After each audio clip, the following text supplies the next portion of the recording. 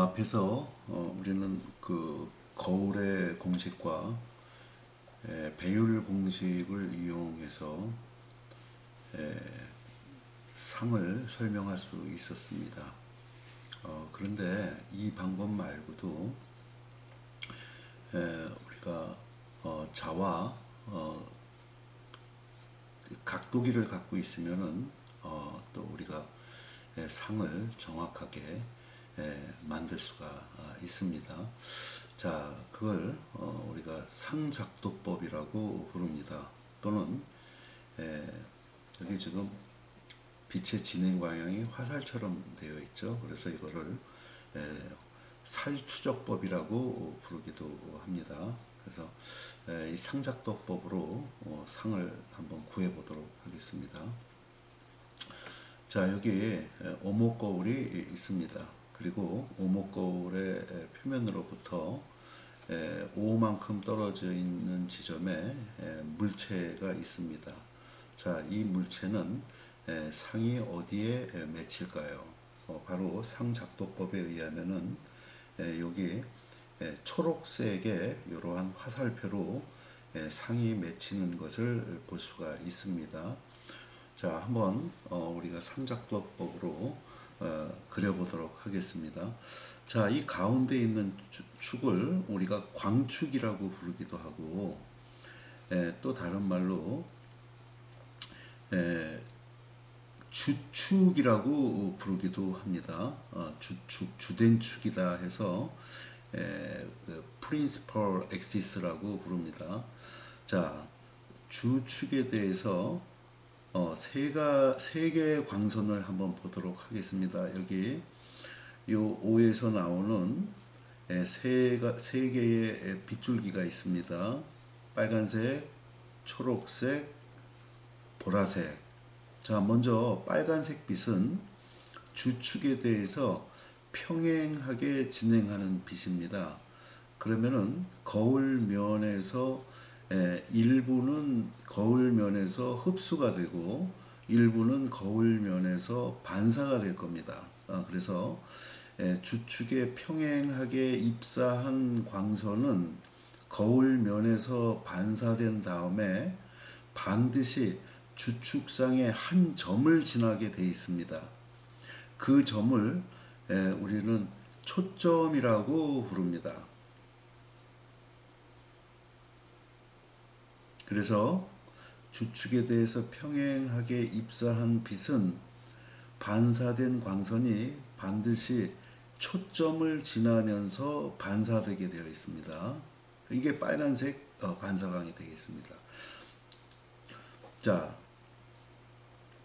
두 번째로 이 빨간 빛의 역입니다. 보라색 빛 한번 봅시다.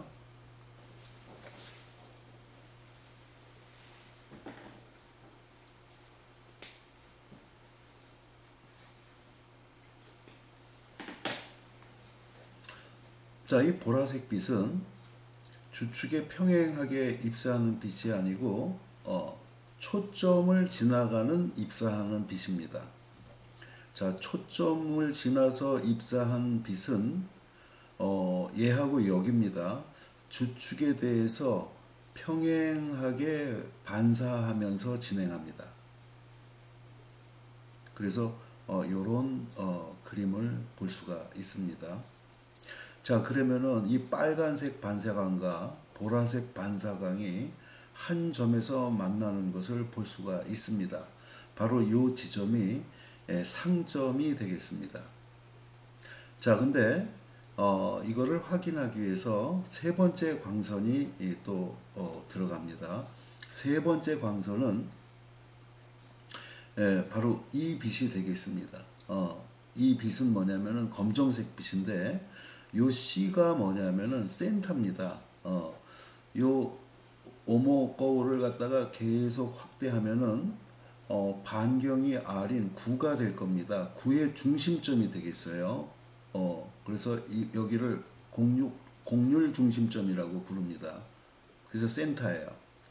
자, 이 거울의 센터로 들어간 녀석은 반사된 다음에 그 길로 다시 그 반사돼 갖고 진행을 합니다. 그래서 여기 세 개의 광선이 여기서 만나는 것을 볼 수가 있습니다. 사실은 두 개의 광선만 우리가 알면은 상을 구할 수가 있다는 이야기죠. 주축에 대해서 평행하게 진행하는 빛, 초점을 진행하는 빛, 이 두 개만 있으면 알 수 있는데 요거는 확인하는 선이 되겠어요. 그리고 하나 더, 여기 초록색 선이 있습니다. 초록색 선은 빛이 진행하면서 거울의 중심에 맞습니다. 이 주축하고 만나는 점이죠. 이 녀석은 이렇게 반드시 정반사를 하게 될 겁니다. 당연하겠죠. 그래서 이 네 개의 광선이 이렇게 한 점에서 만나게 됩니다. 여기 바로 상점이 형성이 된다는 거죠. 그래서 이 상은 우리가 어떻게 부를 수가 있냐면은, 자, 거울의 기능은 빛을 반사시키는 기능이 있다고 했기 때문에 거울 앞에 상이 생겼기 때문에 이건 실상이 되겠어요. 기능에 맞기 때문에, 거울의 기능에 맞기 때문에 실상입니다. 그리고 거꾸로 돼 있어요. 도립 실상이 되겠죠. 근데 배율이 있어요. 우리가 자로 이 물체의 길이와 이 상의 길이를 이렇게 재보면은 몇 배인 것을 확실하게 알 수가 있습니다. 그래서 우리가 길이의 비를 갖다가 우리가 비교를 해서 예를 들어서 5배로 확대된 도립 실상이라고 이 상을 표현할 수가 있습니다. 지금 보시다시피 거울의 공식과 배율 공식을 이용하지 않고도 이 상작도법으로 우리가 상을 그릴 수 있다는 것을 알 수가 있습니다. 자, 우측은 이거는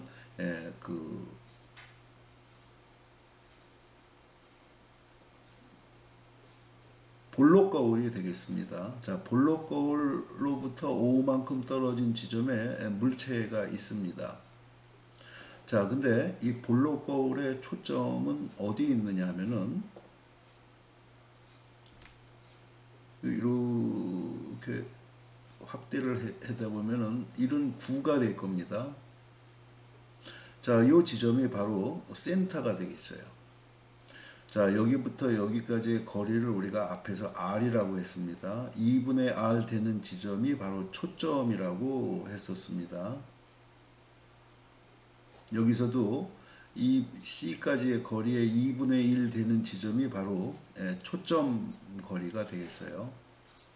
그래서 자, 여기서도 광선을 봅시다. 주축에 대해서 평행하게 진행하는 빛은 이게 거울이기 때문에 속으로 들어갈 수가 없죠. 그래서 마치 이 녀석이 초점에서 튀어나오는 광선처럼 이렇게 반사가 돼서 진행을 합니다. 자, 요 선을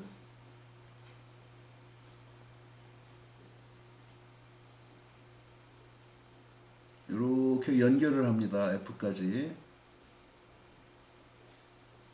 그 다음에 자, 두 번째 광선은, 여기 있는 두 번째 광선은 센터로다가 진행하는 빛입니다. 그래서 센터로 진행한 빛은 그대로 다시 튀어나간다고 했었죠. 그래서 여기에 서로 반대 방향 화살표가 이렇게 그려져 있는 겁니다. 자, 세 번째 광선은 이 초점을 향해서 들어오는 빛입니다. 초점을 향해서 들어오는 빛은 주축에 평행하게 반사된다고 했습니다. 근데 이 광선이 속으로는 못 들어가죠. 그래서 이렇게 점선으로다가 표현을 했습니다. 이 세 개의 광선은 다시는 만날 수가 없습니다. 이쪽에서. 그래서 이 점선을 연결해 보면은 바로 이 점에서 세 개의 광선이 여기서 만난다는 것을 알 수가 있어요. 그래서 이 F를 우리가 허초점이라고 부릅니다. 그래서 세 광선이 만나는 이 지점에 우리가 초록색 상을 그릴 수가 있습니다. 자, 상을 설명해 봅시다. 거울의 기능에 맞지 않는 거울 앞쪽에 상이 생긴 게 아니고 거울 뒤쪽에 상이 생겨 있죠. 그래서 이거는 허상이 되겠습니다. 그리고 똑바로 서 있으니까 정립상입니다. 그리고 줄어들었어요. 그러니까 축소된 상입니다. 그래서 이거 대충 비율을 보면은 4분의 1로 축소된 정립 허상이 바로 이 상에 대한 표현이 되겠습니다. 그래서 상작도법으로 우리는 충분히 상을 구할 수 있다는 것을 알 수가 있습니다.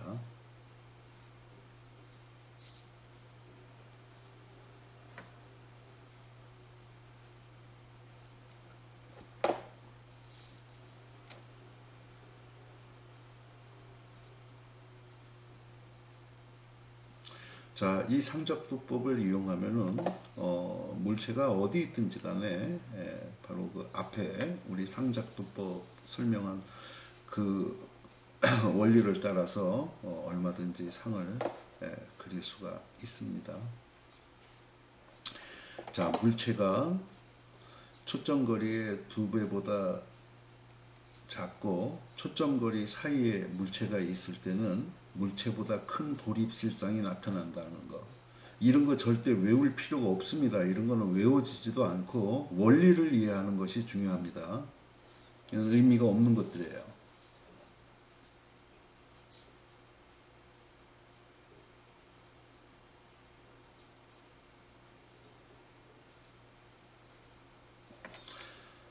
자, 물체가 초점거리의 2배인 위치에 있을 때 맺히는 상의 배율과 상의 방향은 어떻게 되겠느냐.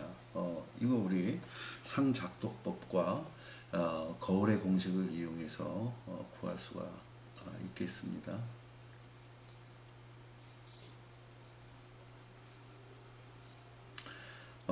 자, 렌즈를 넘어가기 전에 우리가 잠깐 하나 알아보고 넘어가도록 하겠습니다.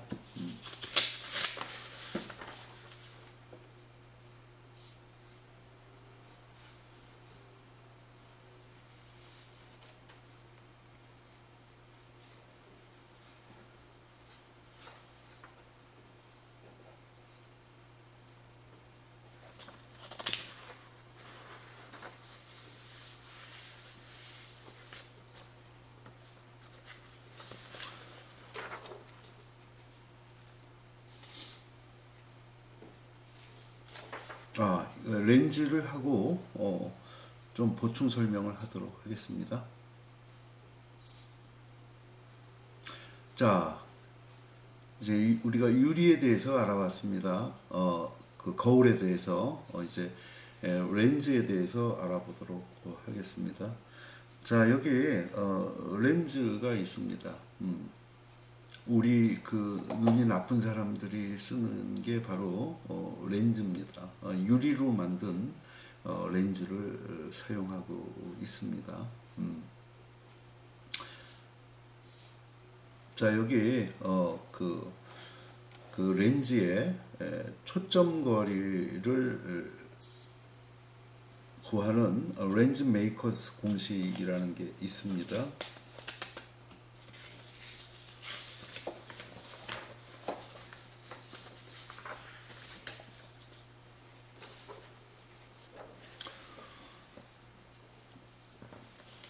자, 여기 잠깐 보시죠. 렌즈의 공식, 배율 공식, 거울의 공식, 거울에 대한 배율 공식과 똑같습니다. 자, 그 밑에 렌즈 제작자 공식이라는 게 있어요. F분의 1 있고 M-1 곱하기 R1분의 1 마이너스 R2분의 1 이렇게 나와 있는데, 여기서 F라는 것이 이제 렌즈를 만들었을 때 그 렌즈의 초점거리가 됩니다. N은 그 렌즈를 뭐로 만들었느냐? 그 렌즈 재료의 굴절률이 되겠습니다. 유리의 경우면은 N 이꼴 1.5가 되고, 다이아몬드로다가 렌즈를 만들었으면은 이 N 이꼴 2.5가 되고, 물로 렌즈를 만들었으면은 우리가 물을 사용해서 가장 먼저 렌즈를 만들었습니다. 우리 선조들이. 물로 렌즈를 만들었으면은 물의 굴절률 n 이꼴 1.33을 대입하면 되겠습니다. 그리고 R1이 있고 R2가 있는데 R1은 제가 쉽게 그림에서 설명을 했습니다.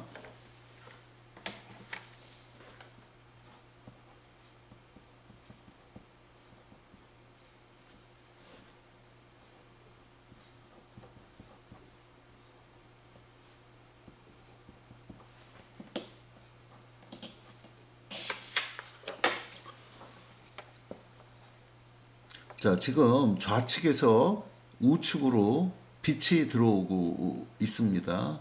자, 여기 볼록 렌즈가 있고 오목 렌즈가 있을 때 이 볼록 렌즈와 오목 렌즈의 초점 거리는 어떻게 되어 있느냐.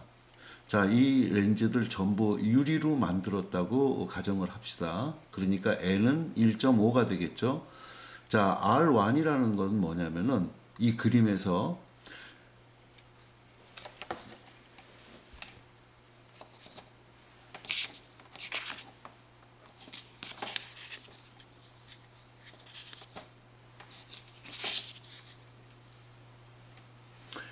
빛이 이렇게 입사하고 있을 때, 이게 볼록 렌즈입니다. 좌측면, 빛이 입사하고 있는 이 면, 좌측면의 곡률 반경이 바로 R1이 되겠어요. 좌측면을 연장하면은 79가 될 겁니다. 여기가 바로 좌측면의 9의 중심점이 될 거예요. 그래서 이 좌측면으로부터 이 센터까지의 거리가 R1이 되겠어요. R2는 우측면이 있죠, 렌즈에. 우측면을 연장하면 또 9가 될 거예요. 그래서 우측면부터 이 센터까지의 거리가 R2가 되겠습니다. 자, 오목 렌즈의 경우에는 R1이 빛이 이렇게 입사되고 있을 때 좌측면, 즉 요 면의 그 곡률 중심까지의 거리가 되겠습니다. 그래서 이게 R1이 되고, 그 다음에 우측면이니까 이 녀석의 곡률 중심까지의 거리는 R2가 되겠어요. 그래서 이 그림을 보고 R1, R2를 우리가 결정할 수가 있습니다. 이해되시죠? 그래서 이 렌즈 제작자 공식을 이용해서 우리가 이 볼록 렌즈 그리고 오목 렌즈의 초점거리 F를 구해보게 되면은 볼록 렌즈의 경우에는 초점거리가 항상 부호가 플러스가 나옵니다. 그리고 오목 렌즈의 경우에는 F의 부호가 마이너스 값이 나오게 되어 있습니다.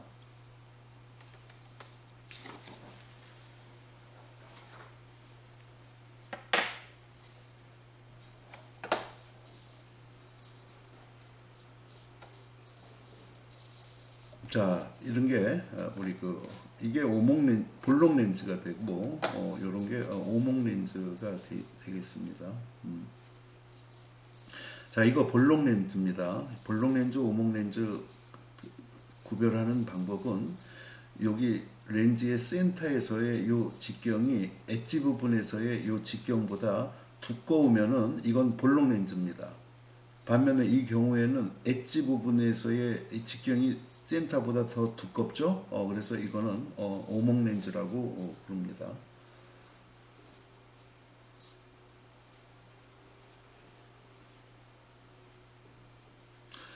자, 이것도 거울과 똑같이 우리가 상추적법으로 그 상작도법으로 상을 구할 수가 있다는 거예요. 공식을 이용하지 않고도. 자, 똑같습니다. 자, 이 렌즈는 양쪽으로 똑같은 거리에 이렇게 초점 거리가 있습니다. 이거 볼록 렌즈예요. 자, 물체가 여기 있습니다. 자, 물체로부터 빛이 이렇게 우측으로 진행을 합니다. 그러면은 자, 빨간색 빛 봅시다. 주측에 대해서 평행하게 진행한 빛은 반드시 어디를 지난다고 그랬었죠? 주축상의 한 점, 즉 초점을 지나야 된다고 했습니다. 거울하고 똑같아요. 자, 얘의 역광선이 이겁니다. 초점으로 들어온 빛은 렌즈에서 굴절한 다음에 주축에서 주축에 대해서 평행하게 진행합니다. 이 두 광선이 만나는 지점에 상점이 형성이 됩니다. 자, 세 번째 광선은 렌즈 중심으로 들어온 빛은 그대로 직진합니다. 그래서 세 개의 광선이 이 점에서 만납니다. 여기 바로 상점이 형성됩니다. 자, 이 상을 설명해 보도록 하겠습니다. 자, 이 상의 크기를 한번 우리가 자세히 보면은 상이 자루다가 재보면은 상의 기럭지가 물체의 기럭지보다 한 1.2배만큼 될 것 같습니다. 조금 더 크네요. 그러니까 이 상은 1.2배로 확대된, 거꾸로 섰으니까 도립이 되겠죠. 1.2배로 확대된 도립 실상일까요? 허상일까요?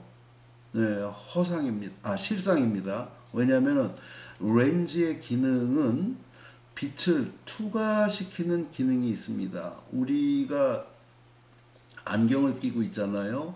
안경에서 빛이 투과되지 않고 반사만 되면은 우리는 그 물체를 볼 수가 없겠죠. 렌즈에서 투과된 빛이 망막에 다다랐을 때 우리는 전기 신호로 뇌에 전달을 해서 그 물체를 인지할 수가 있습니다. 그래서 이 렌즈의 기능은 빛을 투과시켜야 되는 게 올바른 기능입니다. 그래서 그 기능에 맞는 뒤쪽에 상이 생겼기 때문에 이것은 렌즈 기능에 맞기 때문에 실상이 되겠습니다. 자, 그 다음에 오른쪽에 있는 오목 렌즈 한번 보도록 하겠습니다.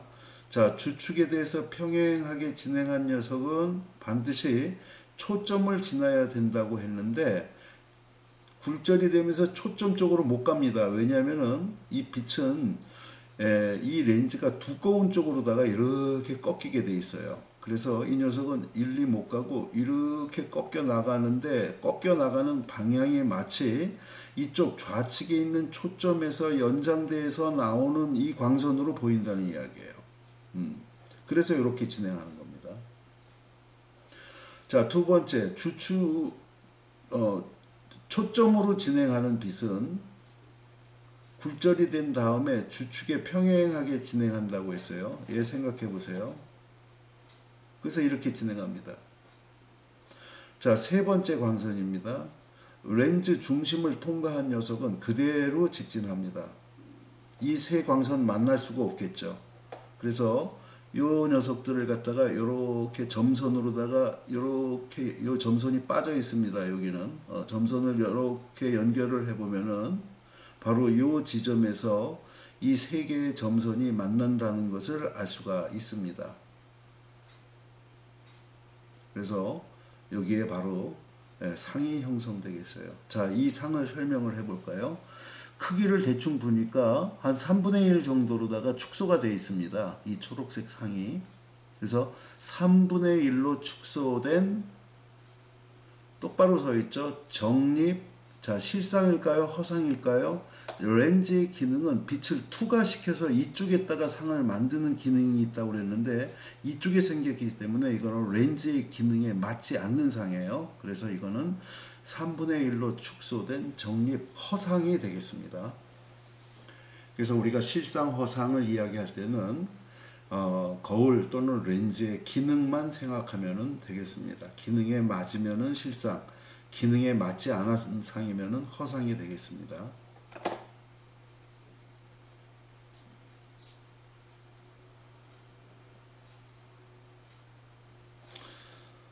자, 이게 우리 거울의 공식도 되지만은 또 이 렌즈의 공식도 됩니다.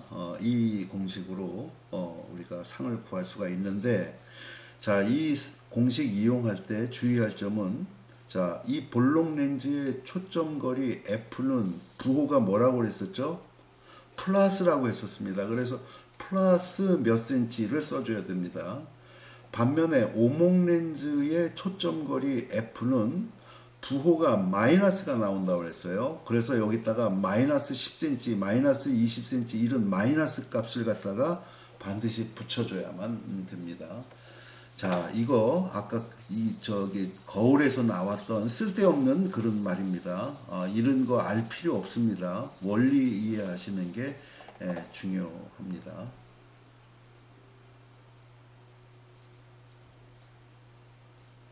자, 여기 바로 그 렌즈 기능에 맞지 않는데 위치하면 그 기능에 맞는 곳에 위치하면은 OIR 값은 플러스 값이 되고 맞지 않는 곳에 위치하면은 이것은 음수 마이너스 값이 된다는 것을 보여주고 있습니다.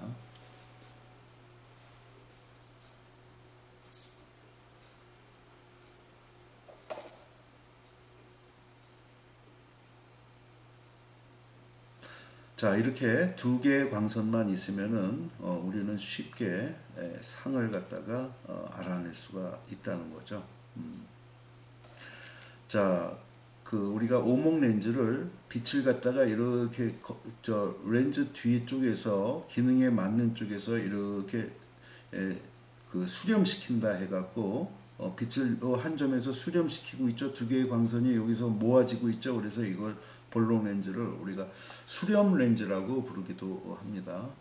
반면에 이건 오목 렌즈예요. 빛들이 지금 발산하고 있습니다. 굴절이 된 다음에. 그래서 이거를 발산 렌즈라고 부릅니다.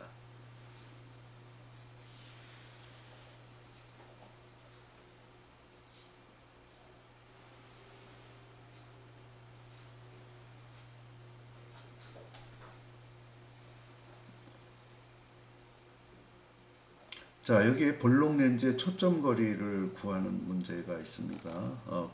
굴절률이 n 이꼴 1.5인 유리로 볼록 렌즈를 만들었대요.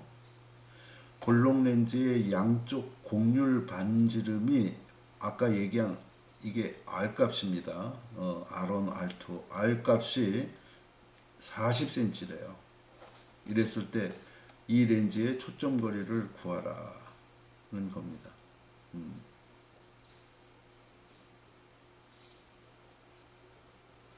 우리가 쉽게 구할 수가 있습니다. 볼록 렌즈를 만들었기 때문에 초점거리 F 값은 플러스로 나올 겁니다. 그래서 우리가 이 식에다가 집어넣고 렌즈 제작자 공식에 집어넣어서 이렇게 만든 렌즈의 초점거리 F를 구했더니 플러스 0.4m가 나온다는 것을 알 수가 있습니다.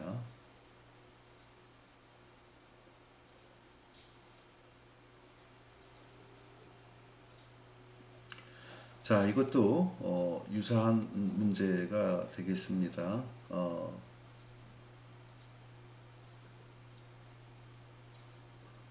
각자 우리가 풀어보도록 하겠습니다. 자, I 값이 12cm가 나왔어요.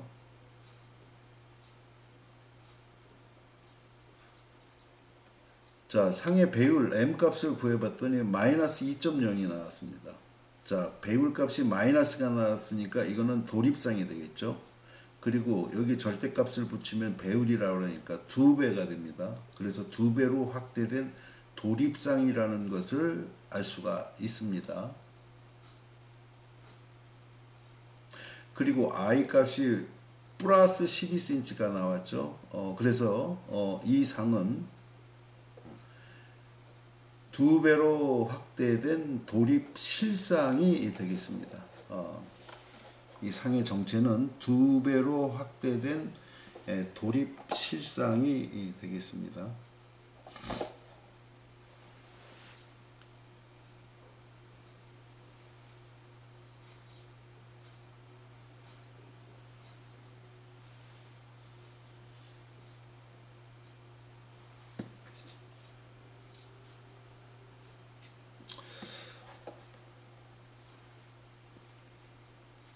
자, 여기서 잠시 알아보도록 하겠습니다.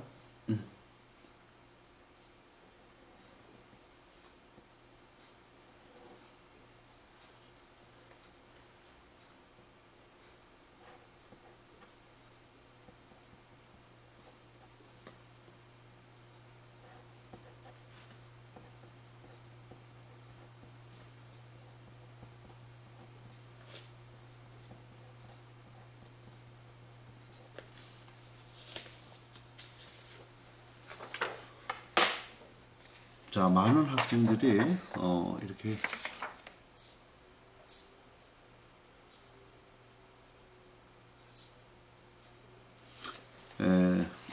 안경을 끼고 있습니다. 일반적으로 나이가 많은 사람들은 그 볼록 렌즈를 사용하고 나이가 좀 젊은 사람들은 오목 렌즈를 보통 사용합니다. 자, 이때 밑에 그림을 보면 빛이 안경으로 입사하고 있습니다. 일부는 투과를 하고 일부는 반사를 하게 됩니다. 몇 퍼센트가 반사가 일어나는가 한번 알아보도록 하겠습니다. 우리가 일반적으로 사용하는 안경의 재질은 유리로 만들었습니다. 자, 여기 예제가 네 번째 줄에 그려져 있습니다.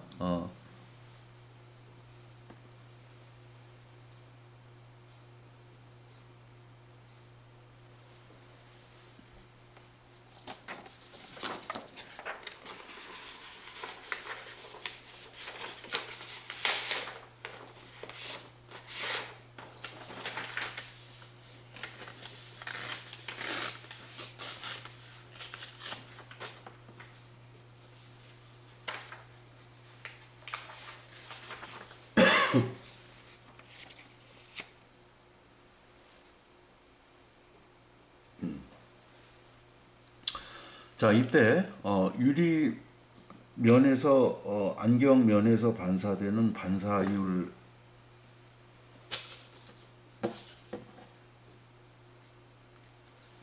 R 값은 이렇게 주어집니다. 1 플러스 n분의 1 마이너스 n의 제곱 1 플러스 n분의 1 마이너스 n을 에다가 절대값을 취하면은 이게 유리의 반사 계수가 됩니다. 근데 반사 계수의 제곱을 우리가 반사율이라고 부르는데 요거의 제곱이 되겠어요. 그래서 n이라는 값은 바로 뭐냐면은 굴절비입니다. 즉 n이라는 값은 공기에서 유리로 지금 빛이 입사하고 있죠. 그래서 n은 이 공기의 굴절률 분지 유리의 굴절률이 되겠습니다. 그래서 1분의 1.5가 되겠습니다. 만약에 유리에서 다이아몬드로 입사되는 빛이다 그러면은 유리의 굴절률 1.5분의 다이아몬드 굴절률 2.5를 여기다가 취해주면 되겠습니다. 그래서 공기로부터 유리로 만든 안경으로 빛이 입사할 때 안경에서 반사되는 빛의 반사율 R 값을 우리가 구해 보게 되면은 반사 계수가 0.2가 돼서 0.04%로 하면은 4%가 반사된다는 것을 알 수가 있습니다. 그러니까 그 약 90 몇 퍼센트의 빛은 안경을 투과해서 우리 그 망막에 맺힐 수 있다는 것을 보여주고 있습니다. 당연하죠. 우리가 안경을 통해 갖고 빛이 반사가 많이 일어나게 되면은 그 물체를 갖다가 우리가 인지하기가 어렵게 되겠죠. 그래서 약 4% 정도가 거울의 앞면에서 반사된다는 것을 알 수가 있습니다.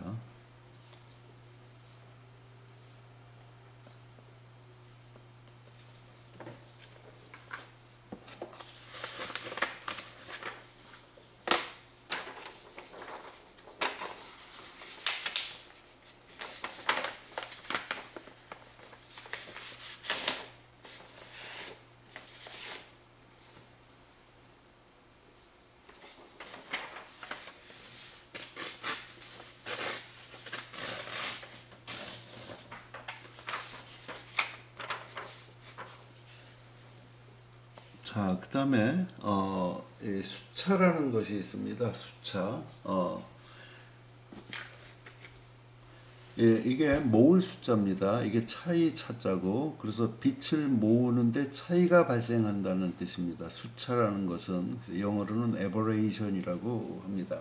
어, 자, 그러니까 어떤 이유로 인해 갖고 그 빛들이 하나의 그 상점에서 만나질 못하고 그 떨어진 거리로다가 수렴이 되지 않고 떨어진 거리만큼 이렇게 분산이 돼서 그 빛이 진행한다는 겁니다. 자, 그래서 어, 빛을 수렴시킬 때 한 개의 상점에 상이 형성되지 않는 현상을 우리가 수차라고 부릅니다. 자, 이 수차는 어쩔 수 없이 자연계에서 일어나는 그러한 현상인데, 자, 우리가 크게 나누면은 뭐 색수차라는 게 있고 또 구면수차라는 게 있습니다. 색수차라는 것은 색분산에 의한 수차예요.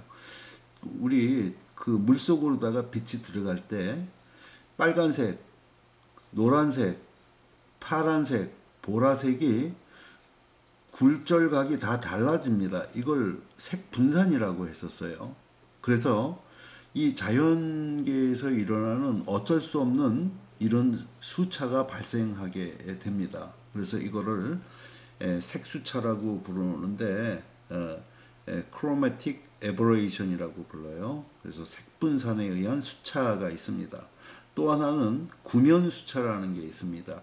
렌즈 깎아 보면은 구면이 이렇게 형성이 돼 있죠.